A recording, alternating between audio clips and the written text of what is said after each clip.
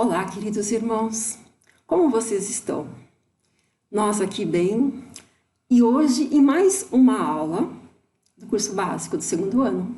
E essa aula é de número 6 do nosso livro. E o título, Lei de Conservação, que é uma das leis morais ou naturais.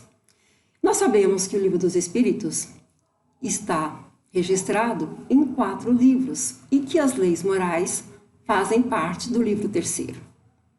Especificamente hoje, estudaremos a lei de conservação, que é uma lei muito importante e que está diretamente ligada à nossa evolução. Dentro dessa lei, nós vamos encontrar instinto de conservação, meios de conservação, o necessário e o supérfluo, o gozo dos bens da terra, as privações voluntárias e também mortificações. Vamos ver cada um desses tópicos separadamente para fins didáticos de entendermos melhor a lei de conservação. Na questão 702 do Livro dos Espíritos, o instinto de conservação é uma lei da natureza? Kardec pergunta aos espíritos. E eles dizem que sim, que sem dúvida todos os seres vivos o possuem, qualquer que seja o seu grau de inteligência. Em alguns é puramente mecânico, em outros é racional. E na questão 703, ainda dentro do instinto e conservação, Kardec pergunta aos espíritos superiores: com que fim Deus concedeu a todos os seres vivos o instinto de conservação? Porque todos devem colaborar nos desígnios da providência. Foi por isso que Deus lhes deu a necessidade de viver. Depois, a vida é necessária ao aperfeiçoamento dos seres. Eles o sentem instintivamente, sem disso se aperceberem. Nós vamos encontrar uma definição de instinto na Gênese, no capítulo 3º. Os Espíritos nos ensinam que o instinto é uma força oculta que solicita os seres orgânicos a realização de atos espontâneos e involuntários, em vista à sua conservação.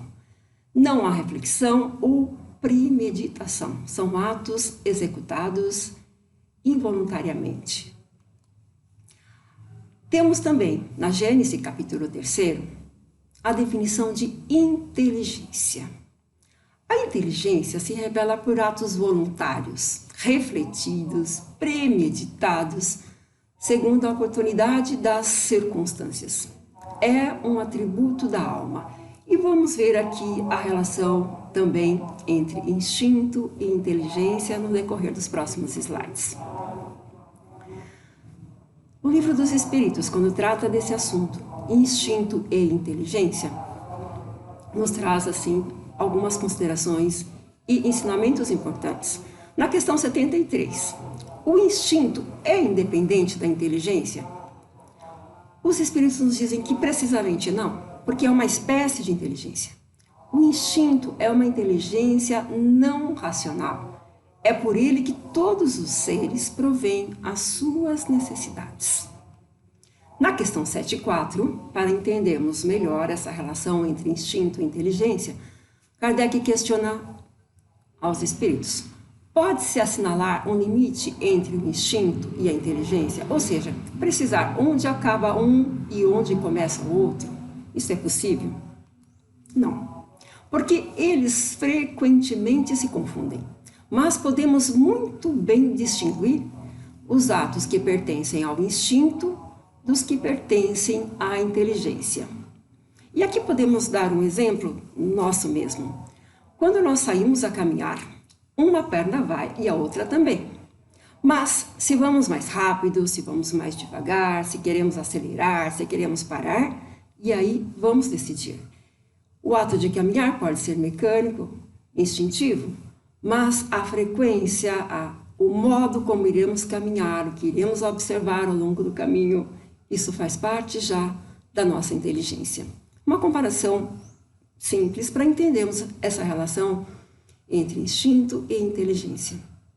Alguns movimentos que nós temos são absolutamente instintivos, como respirar. Ninguém pensa, vou respirar agora? Simplesmente respira.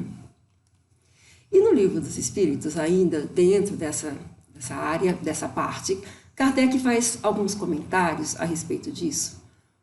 O instinto é uma inteligência rudimentar, que difere da inteligência propriamente dita, por serem quase sempre espontâneos as suas manifestações. E o instinto varia em suas manifestações segundo as espécies e suas necessidades. Nos seres dotados de consciência, de percepção das coisas exteriores, esse alia a inteligência, o que quer dizer a vontade e a liberdade, aí conjugando os dois. Nós vamos observar os instintos de uma forma bem nítida no reino vegetal.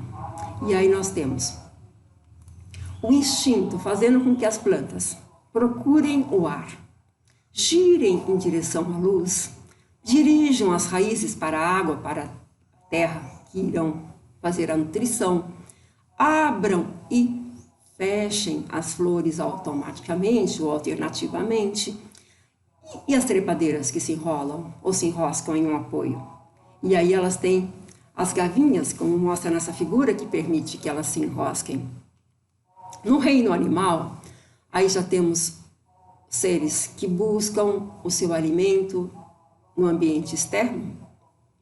E no reino animal, o instinto faz com que os animais sejam advertidos do que lhes é útil e do que é prejudicial, se movimentem em direção aos climas propícios, na época da reprodução, por exemplo, construam abrigos para sua descendência. Aqui nós temos a figurinha do João de Barro, tão delicadamente construindo a sua casinha. E também que as mães incubem os seus filhotes, que os filhotes fiquem próximos da mãe, toda essa relação instintivamente. E no homem, como é que nós observamos os instintos? Podemos afirmar que os instintos dominam no começo da vida. O bebê chora para exprimir necessidades, imita o som da voz, ensaia andar e falar. E aí, quando chega na vida adulta, há os movimentos espontâneos. E aí, utilizamos para fugir de um perigo. Por exemplo, temos uma chama. Não vamos colocar a mão no fogo, porque sabemos que podemos nos queimar. Para nos mantermos equilibrados, piscarmos as pálpebras para diminuir o brilho da luz, quando ele se torna muito intenso. Quando a luz fica muito intensa, vamos utilizar esses recursos, sim. E isso fazemos de forma instintiva. Vamos entender, meus irmãos, que evolução é o objetivo de nós, seres. Todos os seres da criação foram criados para evoluírem. Digamos que o instinto é um guia seguro, ele não irá falhar. Se nós utilizarmos o instinto, temos um guia. Todavia, os homens, e podemos também dizer que os animais, de uma forma mais limitada, utilizam a inteligência. E a inteligência é pelo fato de ser livre, e ela está sujeita a erros. Quando nós decidimos entre uma coisa e outra, podemos não acertar, mas aí é que está o nosso grande desafio, evoluirmos, fazermos aquilo que desejamos, aquilo que consideramos adequado, que busquemos sempre esse adequado dessas leis divinas que estão inseridas na nossa consciência, para que erremos menos e também consigamos a nossa evolução de uma forma mais rápida. E Deus, na sua imensa sabedoria, nos provê os meios de conservação. Se essa lei é tão importante para nós, porque manter a vida é o nosso objetivo aqui, enquanto encarnados, ou quando estamos habitando outros mundos. Nós vamos encontrar, na questão 704, Kardec questionando os espíritos. Deus, dando ao homem a necessidade de viver, sempre lhe forneceu os meios para isso? Sim. E se ele não os encontra, é por falta de compreensão. Deus não podia dar ao homem a necessidade de viver sem lhe dar também os meios.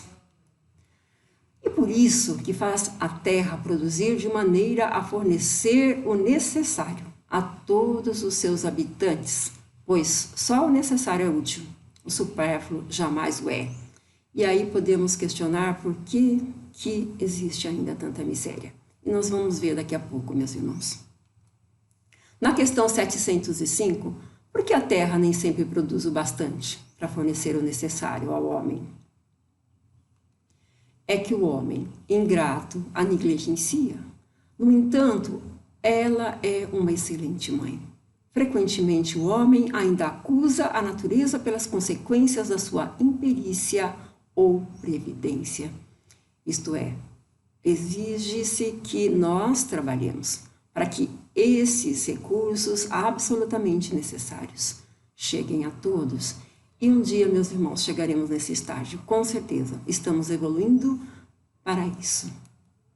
A terra produziria sempre o necessário se o homem soubesse contentar-se. Se ela não supre a todas as necessidades, é porque o homem emprega no supérfluo o que se destina ao necessário. E aí vamos entender a ganância que toma conta de muitos de nós. Isto é, angariarmos muitos recursos que não necessitamos. Na questão 706, Kardec questiona: como os bens da terra devemos entender apenas os produtos do solo? O solo é a fonte primeira de que decorrem todos os outros recursos, porque esses outros recursos são uma transformação dos produtos do solo. Tudo na terra se inicia. É por isso que devemos entender pelos bens da terra tudo quanto o homem pode gozar nesse mundo. Uma fonte primária aí, meus irmãos. Na questão 707, os meios de subsistência faltam frequentemente a certos indivíduos, mesmo em meio da abundância que os cerca. A que se deve ligar esse fato? Ao egoísmo dos homens, que nem sempre fazem o que devem. E, em seguida, e o mais frequentemente, a eles mesmos.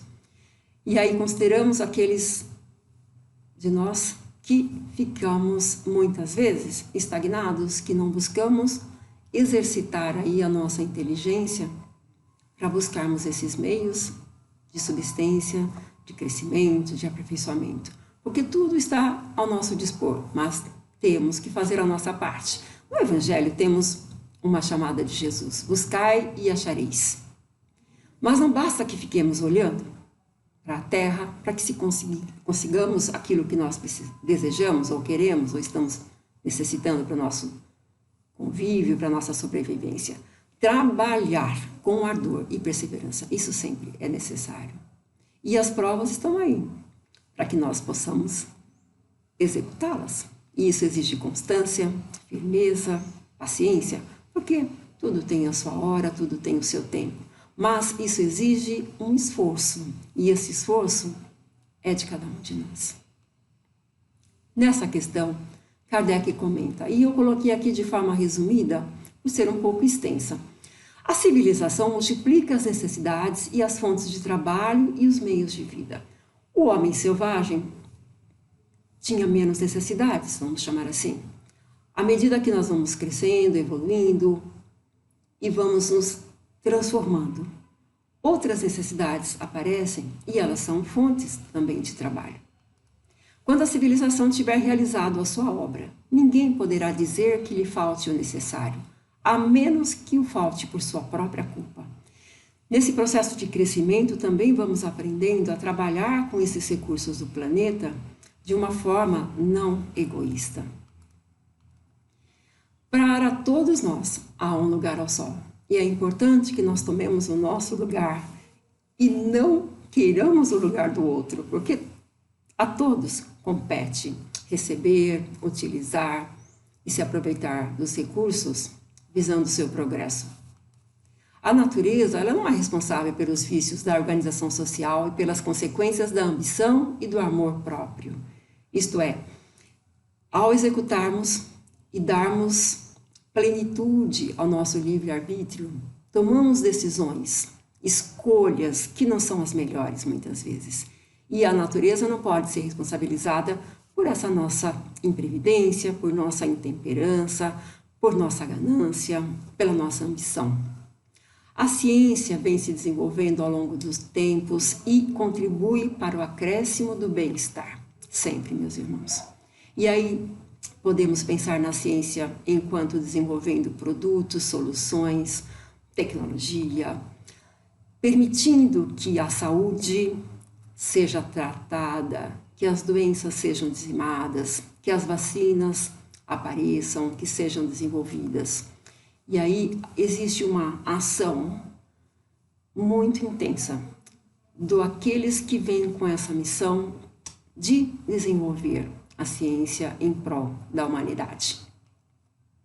No capítulo 25 do Evangelho segundo o Espiritismo, no título Buscai e achareis, nós temos essa colocação de que a Terra é capaz de produzir o suficiente, e isso nos é dado no número 8 desse capítulo.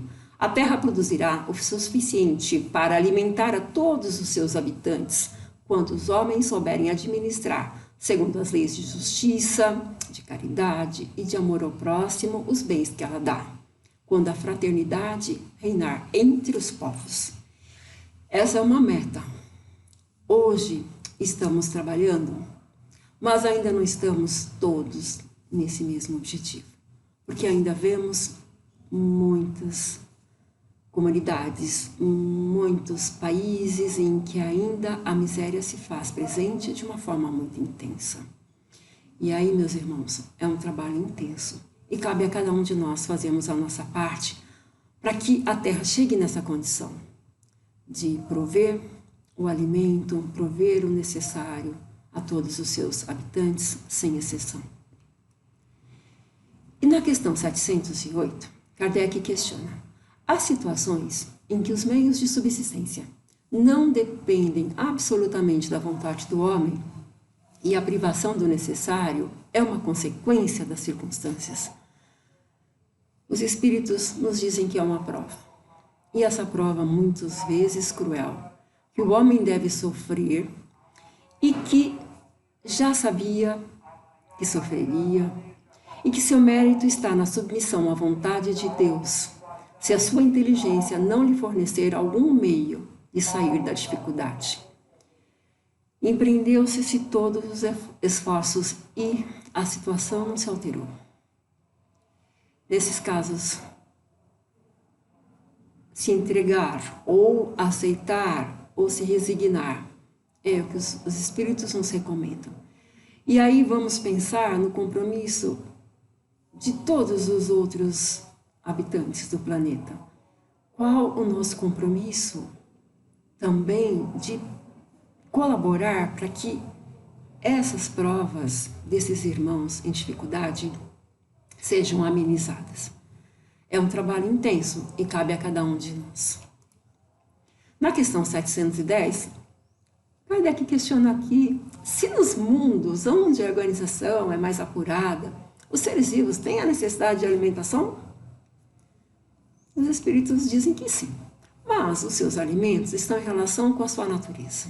Esses alimentos não seriam tão substanciais para os vossos estômagos grosseiros? Da mesma maneira, eles não poderiam digerir os vossos. A cada mundo, o seu perispírito adequado. E aí também os alimentos adequados àquele mundo. E os gozos dos bens que a terra produz, como podemos entendê-los? Na questão 712, Kardec pergunta: com que fim Deus fez atrativos os gozos dos bens materiais? Para instigar o homem ao cumprimento da sua missão e também para o provar na tentação. E nós sabemos, meus irmãos, que as facilidades materiais atrapalham muito, em muitas situações, o nosso desenvolvimento, quando nós ficamos demasiadamente apegados ao gozo dos bens terrenos. Isso nos prejudica. E aí está a nossa prova. Resistir a essa tentação, nos ligarmos ao que é efetivamente útil, necessário. Na questão 714, que pensar do homem que procura os excessos de toda espécie? Um refinamento dos seus gozos.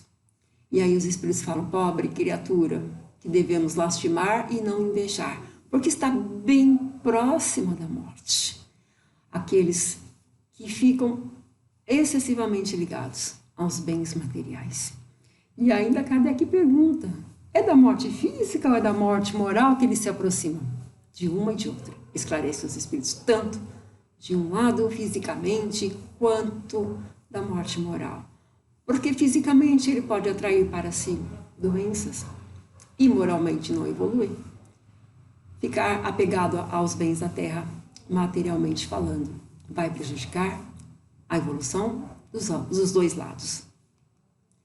Nessa questão, Kardec comenta: o homem que procura nos excessos de toda espécie um refinamento dos gozos, coloca-se abaixo dos animais porque esses sabem limitar-se à satisfação de suas necessidades. E aí coloca aqui as doenças, a decadência, a própria morte, que são consequência do abuso, são também a punição da transgressão da lei de Deus. Os recursos existem e cabe a cada um, a um grupo, a uma sociedade, a um governo, administrar da melhor forma, para que eles sejam efetivamente colocados à disposição de todos. E aí agora vamos passar a considerar observações importantes sobre o que é necessário e o que é supérfluo. Na questão 715, como pode o homem conhecer os limites do necessário? O que devemos fazer para identificar o que precisamos e o que já não é necessário, o que é supérfluo para nós? O sensato o conhece por intuição, e muitos o conhecem à custa de suas próprias experiências. O sensato seria recorrermos à nossa consciência e perguntarmos: isso é necessário? Isso é útil? Preciso disso? E muitas vezes, quando nós não questionamos e saímos aí, as próprias experiências, vamos enfrentar alguns sofrimentos. E esses sofrimentos serão o indício de que essas experiências não foram acertadas em função da escolha, mas vamos considerar, meus irmãos, que todas as experiências são importantes para o nosso processo de crescimento. Aprendemos também quando não fazemos as boas escolhas, e isso vai permitir que escolhamos melhor numa outra situação. Kardec faz o comentário nessa questão. O limite entre o necessário e o supérfluo nada tem de absoluto. Isso eu preciso, isso eu não preciso, mas que possamos refletir. A civilização, ela criou necessidades. Tudo é relativo e cabe à razão colocar cada coisa no seu lugar. E aí entra a reflexão a cada necessidade que pensamos ter. Isto é, precisamos mesmo refletir antes de tomar a decisão. A civilização desenvolve o senso moral e, ao mesmo tempo, o sentimento de caridade, que leva os homens a se apoiarem mutuamente. E aí, nós podemos trabalhar em conjunto. Podemos orientar e podemos também buscar a orientação quando nós precisamos identificar aquilo que nos se faz de uma forma presente e que devemos decidir, preciso, não preciso. Podemos aí buscar auxílio, além de dentro de nós mesmos, mas também a busca aí dos homens e daqueles que estão próximos para que possam nos auxiliar. Os que vivem à custa das privações alheias exploram os benefícios da civilização em proveito próprio. Essa é a pior situação. Se aproveitar dos outros. Viver às custas de privações alheias é a pior situação, meus irmãos. Porque um dia nós teremos que responder por isso. Porque cada um de nós, nas suas escolhas, está submetido a uma lei. E essa lei é de causa e efeito. Portanto, tomar as melhores decisões, as melhores escolhas, irão permitir que cada um de nós fique numa situação mais confortável. Isto é, que não tenhamos que repetir muitas lições, muitas tarefas. E aí, cabe sempre essa reflexão. Será que já não temos o suficiente? Será que precisamos de muitos itens, materialmente falando, para as nossas vidas? Será que eu preciso trocar de carro com frequência? Será que além do carro eu preciso ter uma motocicleta? Será que eu preciso fazer tantas viagens? Será que eu preciso de tantos equipamentos eletrônicos? Será que eu preciso de tanta comida no meu freezer? Lembrando sempre que aquilo que nos sobra ou que está sendo supérfluo são aqueles recursos que nós estamos utilizando e que deveriam ser utilizados para saciar a necessidade do nosso irmão, para o necessário a um outro grupo de pessoas. Se um grupo se restringe a usar demais os recursos, vai faltar para os outros. Então, cabe a cada um de nós essa reflexão de uma forma muito constante. A cada dia, a cada momento em que tivermos que decidir ou escolher, façamos a pergunta internamente: é absolutamente necessário para que eu tenha isso? Isso é importante. E aí decidamos. Vamos entender aí algumas observações a respeito de privações voluntárias. Na questão 718, Kardec questiona: a lei de conservação obriga-nos a prover as necessidades do corpo? Sim. Essa lei nos impulsiona, pois sem a energia e a saúde, o trabalho é impossível. E nós sabemos que a lei do trabalho é uma lei que nós temos que utilizar. E que trabalho é toda ocupação útil. Portanto, para que possamos exercer as nossas ocupações, nós temos que estar bem. Temos que ter energia. E a nossa saúde precisa estar ok. Portanto, observar essa lei é imperioso para nós. Na questão 719, Kardec questiona: o homem é censurável por procurar o seu bem-estar? E aí, naquela reflexão, preciso ou não preciso de determinado item? O bem-estar é um desejo natural. Deus só proíbe o abuso por ser contrário à conservação e não considera um crime a procura do bem-estar, se este não for conquistado às expensas de alguém e se não enfraquecer as vossas forças morais nem as vossas forças físicas. Portanto, tudo dentro de um limite. Buscar o bem-estar é natural para nós. Na questão 720, no item A, Kardec questiona: há privações voluntárias que sejam meritórias? Sim, a privação dos prazeres inúteis, porque liberta o homem da matéria e eleva a sua alma. O meritório é resistir à tentação que vos convida aos excessos e ao gozo das coisas inúteis. É retirar do necessário para dar aos que não têm. Essas reflexões dos prazeres inúteis, de que um item pode ser um supérfluo, nós vamos ter que exercitar e aprender a identificar sempre em nosso próprio benefício. E as privações dos prazeres inúteis, isso sim, é que irão nos elevar.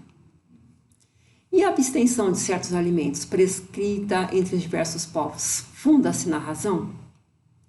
Tudo aquilo que o homem possa se alimentar sem prejuízo para a sua saúde é permitido. E na questão 723, os espíritos esclarecem que a lei de conservação impõe ao homem o dever de conservar as suas energias e a sua saúde para poder cumprir a lei do trabalho, como falamos anteriormente. Ele deve alimentar-se, portanto, segundo o exige a sua organização. E aqui não vamos entrar em nenhum grupo especificamente. A cada um de acordo com a sua organização. Na próxima aula, quando se discutir a lei de destruição, será abordado um pouco mais esse assunto da alimentação. E as modificações? O que pensar das mutilações praticadas no corpo do homem ou dos animais? E isso Kardec questiona na questão 725. Perguntai sempre se uma coisa é útil. O que é inútil não pode ser agradável a Deus E o que é prejudicial é sempre desagradável. Então, meus irmãos, mutilações praticadas no próprio corpo, ou sacrifícios de animais, ou abuso de animais, isto certamente não é agradável a Deus. E aí vamos questionar sempre a utilidade das coisas. Deus só é sensível aos sentimentos que elevam a alma para Ele. E é praticando as suas leis, ao invés de violá-las, que podereis sacudir o jugo de vossa matéria terrena. Observar as leis divinas é uma condição a que estamos colocados.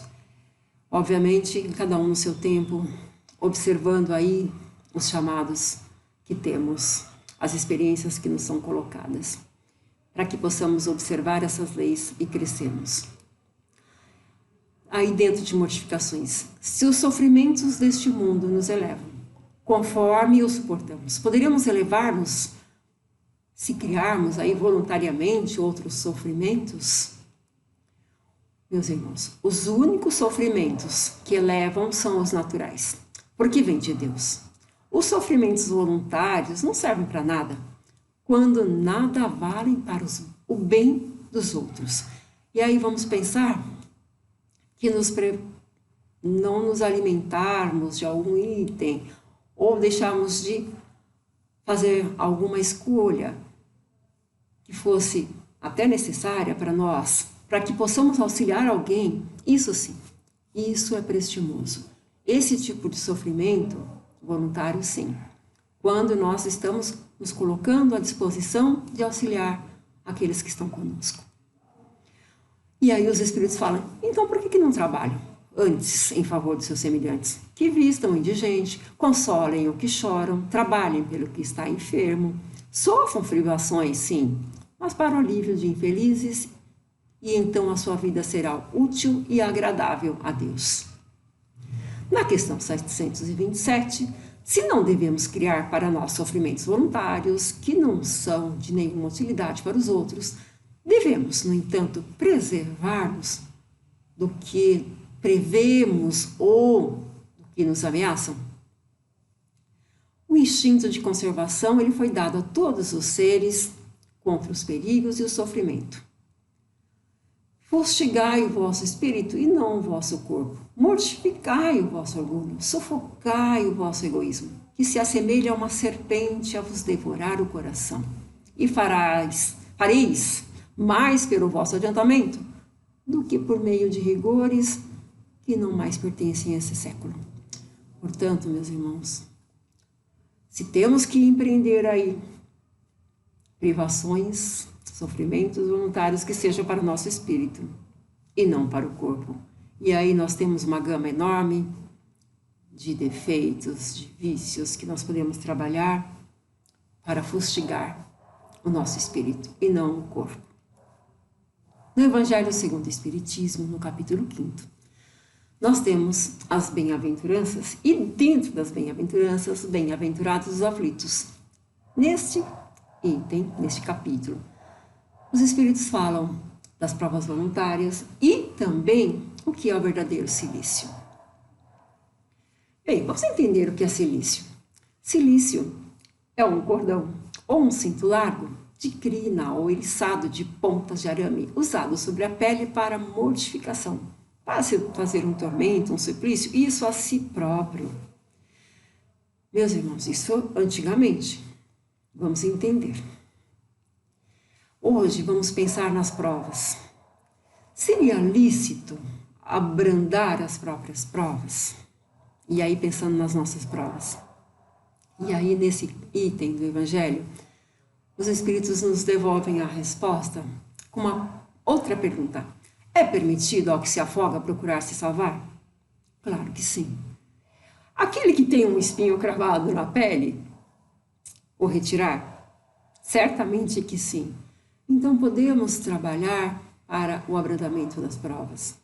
Isto é, utilizar as nossas inteligências, as situações das nossas vidas, para que possamos enfrentar essas provas com os recursos que nós temos, com os auxílios que recebemos dos nossos irmãos espirituais, e aí vamos notar que parte é nosso trabalho e que muitas vezes também somos auxiliados nessa empreitada aí de vencermos as nossas provas, de vencermos as nossas expiações. E falando aí das nossas aflições, das nossas provas, das nossas expiações, há mérito em procurar aflições, agravando as provas voluntariamente? O que vocês acham? Sim, se o objetivo for o bem do próximo, aí voltamos no que já vimos anteriormente, vou me privar de alguma coisa para auxiliar? Não, se o objetivo for a si próprio. E aí vamos entender que estamos sendo fanáticos ou egoístas, isto é, impondo aflições absolutamente desnecessárias. Isto é, vamos lembrar de afligir e abolir de nós mesmos os nossos defeitos e as nossas imperfeições, e não castigar o nosso corpo físico. E aí, meus irmãos, voltando àquela figura lá do silício, vamos pensar no verdadeiro silício, e aí um silício de trabalho e que vai nos trazer bênçãos. Por exemplo, suportar o frio e fome para aquecer o irmão que necessita. Deixar o conforto da nossa própria casa para levar o consolo ao que chora. E isso podemos fazer nas nossas visitas ou nos nossos contatos, nos nossos telefonemas, nas nossas chamadas por vídeo nesse momento. Levar o conforto e o consolo àqueles necessitados. Cuidar dos doentes da forma como nós podemos. Estarmos presentes, estarmos orientando, isso na condição de cada um. Usar a saúde para a prática de boas obras. Esse sim é o que nós devemos fazer. Então, deixarmos de mortificar o próprio corpo e utilizar o corpo saudável para se fazer boas ações, sempre. E são essas boas ações que irão nos colocando no caminho certo, no caminho correto, no caminho que nos eleva. E aí vamos pensar nas aflições do nosso próximo, porque todos nós estamos aqui em aflições, em provas, em expiações. E aí vamos refletir. O que Deus colocou ao meu alcance para abrandar o sofrimento do meu irmão? Não vamos julgar e achar que todos têm que passar pelas suas provas e que nós não temos nada a ver com isso. Podemos ser um instrumento que Deus utiliza ou colocou para abrandar o sofrimento daquele que está em aflição. E aí vamos exercitar as nossas boas obras. Podemos fazer as consolações morais com as nossas palavras, podemos fazer o apoio material àqueles que necessitam, darmos os nossos conselhos e principalmente, meus irmãos, vamos mostrar aos nossos irmãos como nós atuamos, isto é, com os nossos exemplos, como nós suportamos as dificuldades, como nós utilizamos as forças que nós temos e que muitas vezes desconhecemos para que saiamos de todas as situações difíceis e que possamos estar sempre melhores, mais fortalecidos e enfrentando as dificuldades, as tempestades e principalmente nos colocando à disposição daqueles que estão conosco. Vamos pensar que provas e expiações têm o objetivo de exercitar a nossa inteligência, assim como a paciência e a resignação. O mérito está em suportar sem lamentar o que não se pode evitar, e não desleixar e nunca desanimar. Que possamos estar sempre com a disposição colocada no trabalho. E isso para superarmos as nossas dificuldades, os nossos desafios. E isso nós sabemos que eles são bastante. Fazer a caridade implica em auxiliarmos a nós mesmos nesse trabalho e auxiliarmos aqueles que estão próximos de nós, sempre. A lei de conservação, meus irmãos, é um dos mecanismos mais eficientes da evolução. Então, que possamos sempre estar atentos a essa lei, para que façamos o melhor uso do nosso carro físico, para que o nosso carro físico esteja sempre bem cuidado e que possamos também, com o corpo pronto, nos colocarmos a serviço da nossa evolução e também de orientarmos e influenciarmos aqueles que estão conosco. É um trabalho intenso que cabe a cada um de nós e que nós somos capazes, porque nós somos filhos de Deus e estamos aqui para trabalharmos. Jesus fala que Ele trabalha sempre e que Deus também, e que Ele trabalha em consonância, no mesmo ritmo que o Pai. Isto é, observando a sua melhor forma de trabalhar e de agir sempre. Nós temos um mestre que está sempre presente conosco e que é o nosso modelo a seguir. Vamos nesse trabalho intenso observar, lembrar, ler, refletir sobre as mensagens de Jesus. E aí vamos angariar forças também. O Espiritismo nos auxilia nesse trabalho, porque nos esclarece, nos dá o conhecimento das leis divinas e naturais que precisamos observar. E também nos traz a continuidade da vida, esclarecendo que aqui estamos, mas para uma etapa e que logo retornaremos à nossa verdadeira pátria, a pátria espiritual, e o objetivo é voltar melhor do que quando aqui chegamos. Então, que Deus nos ampare e esteja conosco nesse grande trabalho, sempre. E aí, meus irmãos, encerramos a nossa apresentação com a bibliografia que está no Livro dos Espíritos, nas questões 702 a 710, no Evangelho segundo o Espiritismo, no capítulo 5º, no item 26, e na Gênese, no capítulo 5, nos itens de 1 a 9. Que o Mestre Jesus esteja conosco, que nos ampare e auxilie sempre. E estaremos sempre juntos nessa vibração de amor para conseguirmos aí trabalhar juntos na evolução própria e de cada um. Que Deus nos abençoe, hoje e sempre. Graças a Deus.